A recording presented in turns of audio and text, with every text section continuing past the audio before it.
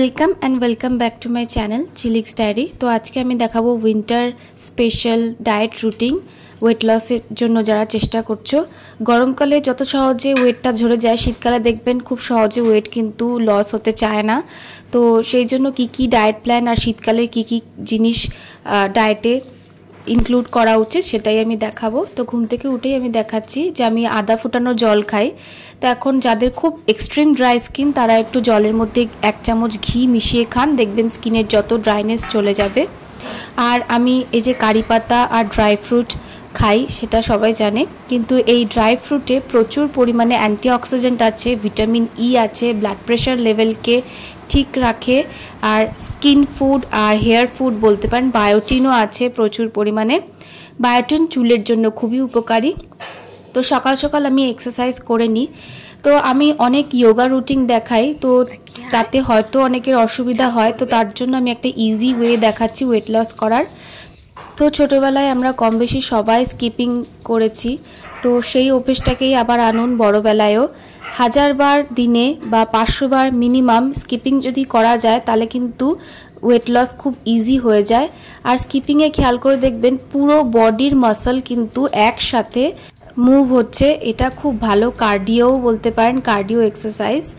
तो एटा ट्राई करते पारेन, खूब शीघ्रई किन्तु वेट लस हो जाए। एक्सारसाइज करे एसे आमी मेथी मौरी और किशमिश भिजानो जल कन्ज्यूम करी, एते अनेकटाई हेल्प पेয়েছি। एते যত हेयर लस হচ্ছে বা हेयर फल হচ্ছে সেটা অনেকটাই রিডিউস হয়। নতুন হেয়ার গ্রোথে কিন্তু এই মৌরি আর মেথি ভেজানো জল এটা কিন্তু খুবই কার্যকরী। ঘরোয়া উপায় যতটা করা যায় ততটাই বেটার, না হলে তো ডক্টরের কাছে কনসাল্ট করতে বা ব্লাড টেস্ট করতে যেতে হবে যদি ঘরোয়া উপায় না হয়ে থাকে। তো তারপরে সকাল সকাল ছাদ বাগানে চলে এসেছি। অর্গানিক সবজি কি হয়েছে দেখলাম যে লাউ হয়েছে। তো শীতকালের সবজি কিন্তু লাউ এটা আমরা সবাই জানি। আর লাউয়ে আছে প্রচুর পরিমাণে ভিটামিন মিনারেলস যা আমাদের বডির জন্য ভালো। আর লিভারের জন্য কিন্তু লাউ খুবই ভালো, পেট ঠান্ডা রাখতে সাহায্য করে। আর সেটা যদি হয় অর্গানিক আর ছাদের একদম কীটনাশক ছাড়া তাহলে তো এর গুণাগুণ কয়েক গুণ বেশি বেড়ে যায়। তো আমিও কেটে নিচ্ছি। এটা একটু ছোট ভ্যারাইটির লাউ কিন্তু ভীষণ কচি। আর আমার বেশ ভালো লাগে এই ভেজিটেবল হারভেস্ট করতে, মনটা জাস্ট ফ্রেশ হয়ে যায়। শরীরের সাথে সাথে মেন্টাল পিসটাও কিন্তু খুবই ইম্পর্টেন্ট, সেটা যে যেখানে পাও সেটা করতে পারো। আমার যেমন ছাদ বাগানে এই সবজি হারভেস্ট করতে এখানে সময় কাটাতে বেশ ভালো লাগে, মুড রিফ্রেশ হয়ে যায়। প্রচুর কাঁচা লঙ্কাও ধরেছে। কাঁচা লঙ্কাতে প্রচুর পরিমাণে ভিটামিন সি আছে, এটা ওয়েট লসে সাহায্য করে। আর ভিটামিন সি ডার্ক স্পটস আর স্কিনের কোলাজেন বুস্ট করতে সাহায্য করে। এইগুলো দেখতে কিন্তু খুব ইজি, সহজেই আমাদের আশেপাশেই থাকে, কিন্তু আমরা এইগুলো না দেখে যত বাজার চলতি বিদেশি ফল, কিউই, ড্রাগন ফ্রুট, তারপরে আরও কত কিছুর পিছনে গাদা গাদা টাকা খরচ করি। এই যে দেখুন পাট শাক হয়েছে, তো সেটা তুলে নিলাম। অনেকটাই বড় হয়ে গেছে তো ভাবলাম তুলে নিই। আর বেগুন তো এই বছর প্রচুর ফলছে। আর বেগুনের যে কী গুণ সেটা নিয়ে আমি শর্টসে অলরেডি আপলোড করেছি। প্রচুর অ্যান্টিঅক্সিডেন্ট আছে, ভিটামিন এ আছে, ভিটামিন সি আছে, আয়রন আছে। এটা ওয়েট লস করতে সাহায্য করে, বোন হেলথের জন্য ভালো, হার্ট হেলথের জন্য ভালো, ওভারঅল সব কিছুর জন্যই ভালো। আর শাক সবজি যত খাবেন তত কিন্তু ফাইবার আছে, তাতে ভিটামিন মিনারেলস একযোগে পাওয়া যায়। তার জন্য কোনো বাজার চলতি কোলাজেন পাউডার বিক্রি হয়, অনেকে খায় দাম দিয়ে কিনে। তারপরে অনেক সাপ্লিমেন্টস বেরিয়ে গেছে এখন, গ্লুটাথায়ন সামথিং, আরও কত কিছু। এগুলোর কিন্তু প্রয়োজন হয় না যদি আমরা ঠিকঠাক বাড়ির খাবার খেতে পারি। আমরা তা না করে সব বাইরের আনহাইজেনিক আনহেলদি খাবার, তেলে ভাজা বেশি মশলাদার খাবার খাই। আর ঘরের তৈরি খাবারের কথা আমরা ভুলে যাই। আর তারপরে সেই কোলাজেন পাউডার এসব বাজার চলতি সাপ্লিমেন্টগুলো কিনে নিয়ে এসে সেগুলোকে খাওয়া শুরু করি। সত্যিই কি সেরকম ভালো ফল দেয়? আপনারা নিজেরা একবার নিজেকে কোশ্চেন করে দেখবেন যে সত্যিই কি সেই ফলটা আমরা পাচ্ছি। কিন্তু এইগুলো কনজিউম করে দেখবেন, এইগুলোতে কিন্তু ধীরে হলেও আপনারা খুব শীঘ্রই 1-2 মাসের মধ্যে ফল পেয়েই যাবেন। আমি মাছ রান্নাটা এই জন্য দেখাচ্ছি, আমি পেঁয়াজ রসুন ছাড়াই বেশিরভাগ রান্নাটা খাই। পেঁয়াজ রসুন আপনাদের খাওয়ার দাওয়ারে যত কম ইনক্লুড করবেন তত কিন্তু আপনাদের স্কিন ভালো থাকবে। এখন অনেকেই বলতে পারে আমার তো স্কিনে এত অ্যাকনি হয়েছে, একজন কমেন্টও করেছিল। তো ওয়েদার চেঞ্জে হয় কম বেশি অ্যাকনি আমার, কিন্তু সেগুলো ঠিকও হয়ে গেছে খুব তাড়াতাড়ি। রিকভার কিন্তু এত তাড়াতাড়ি অ্যাকনি হতে চায় না।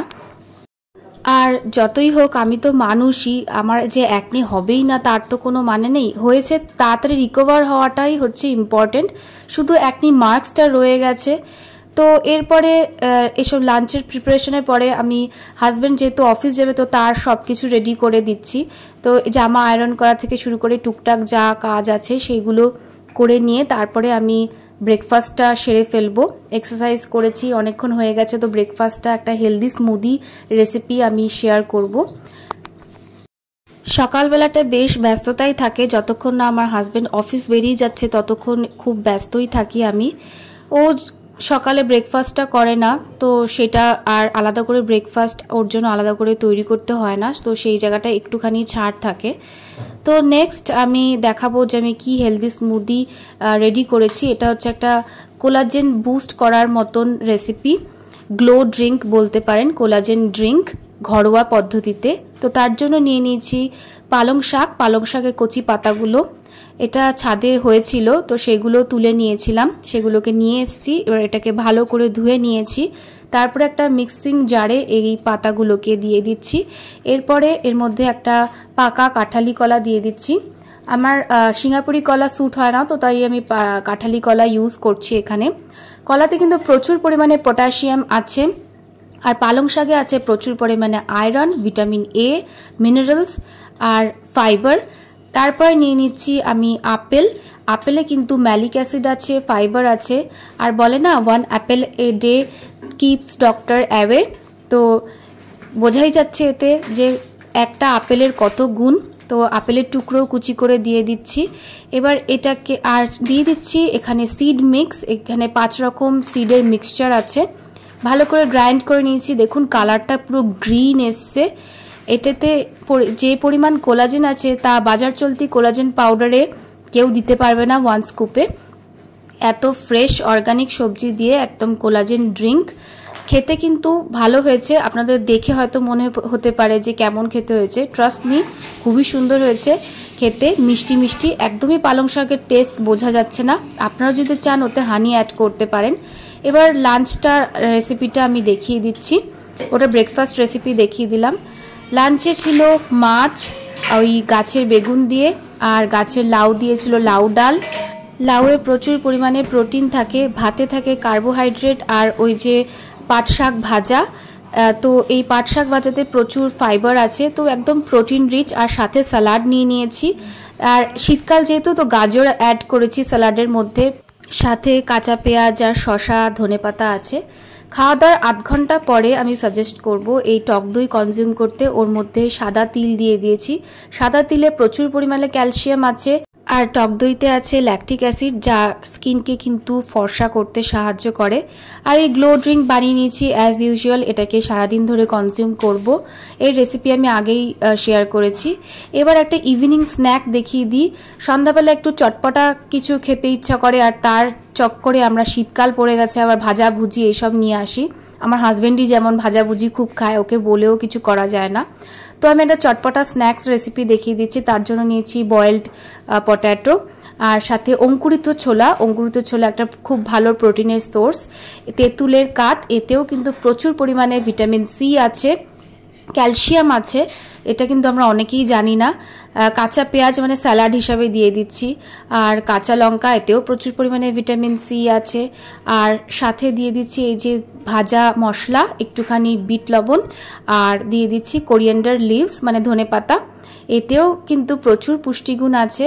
তো দেখুন আমার এক একটা recipe, breakfast, lunch, snacks, dinner, সব রেসিপিতে কিন্তু মাল্টিভিটামিন একসাথে পাওয়া যাচ্ছে, সব রকম ভিটামিন একসাথে একযোগে পাওয়া যাচ্ছে।